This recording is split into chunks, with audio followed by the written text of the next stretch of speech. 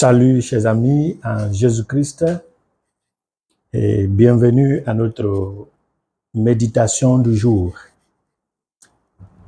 Aujourd'hui, inspiré par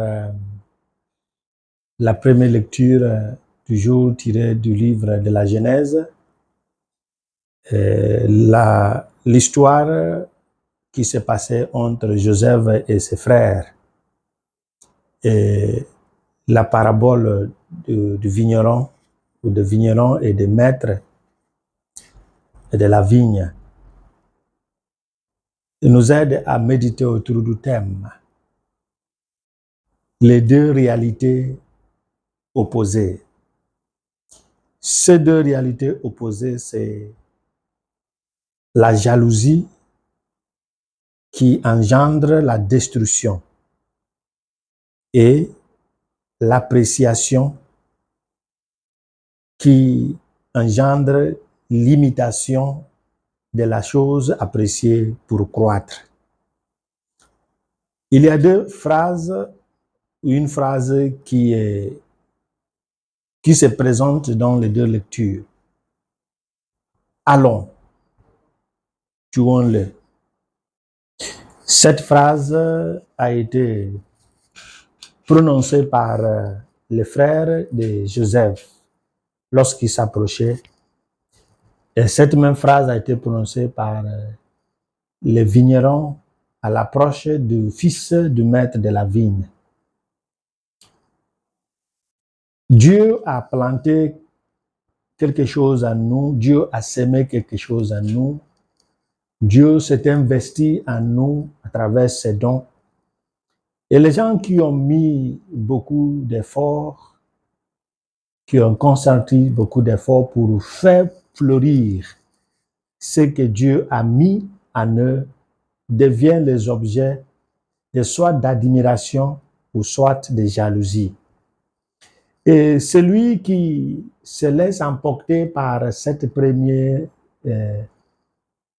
réalité, à savoir la jalousie, est celui qui pense, soit qui n'a rien reçu de Dieu, ou soit celui qui pense que c'est lui qui est le seul à voir des bonnes choses. Alors, s'il y a quelqu'un qui le dépasse, il faut que la personne soit éliminée.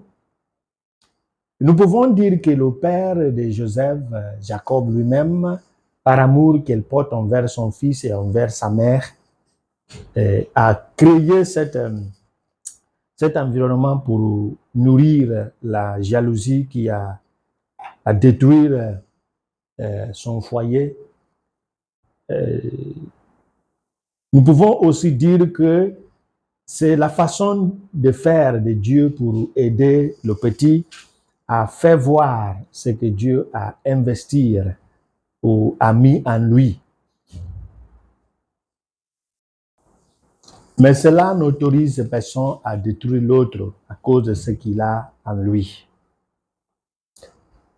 Et le maître de la vigne exigeait des récoltes, des moissons, mais les vignerons n'ont rien donné.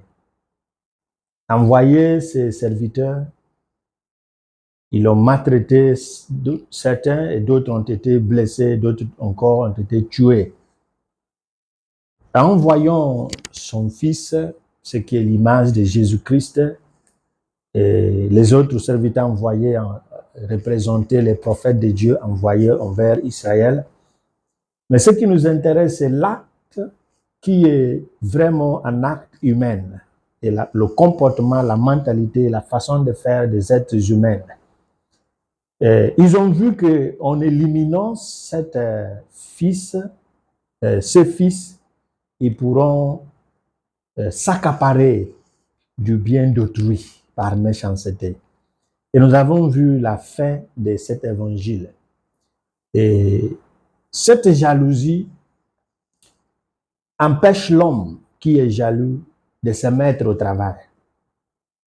Cette jalousie épuise sa force d'entreprendre parce qu'il va se focaliser à nourrir des idées destructives.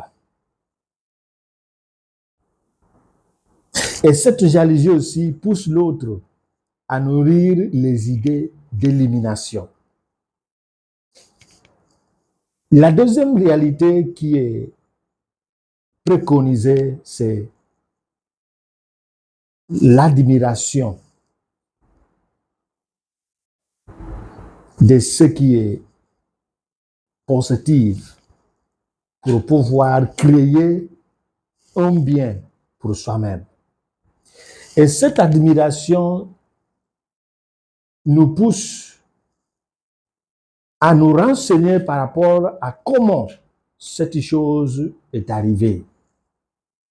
Et cette chose, cette tendance nous pousse à aller vers l'objet de notre admiration pour initier une union, pour pouvoir se laisser transformer.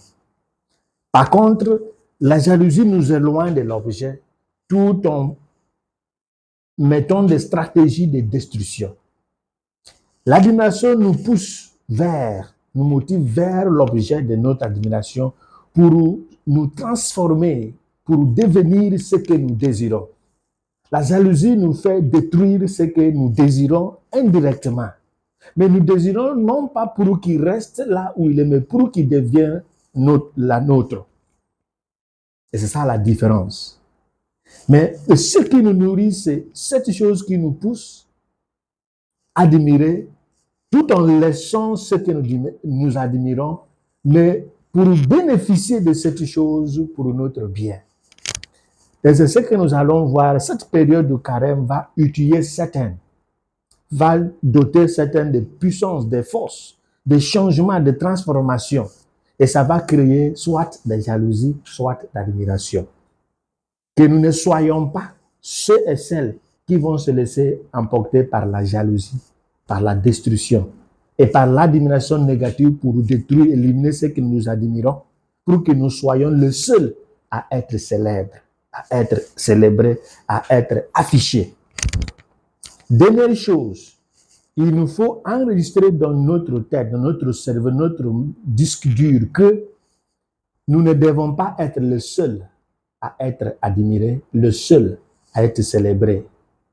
Chacun de nous a le droit d'émergence.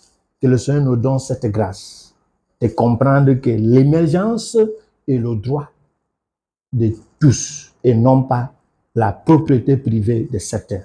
Que le Seigneur nous bénisse, le Père, le Fils et le Saint-Esprit. Amen.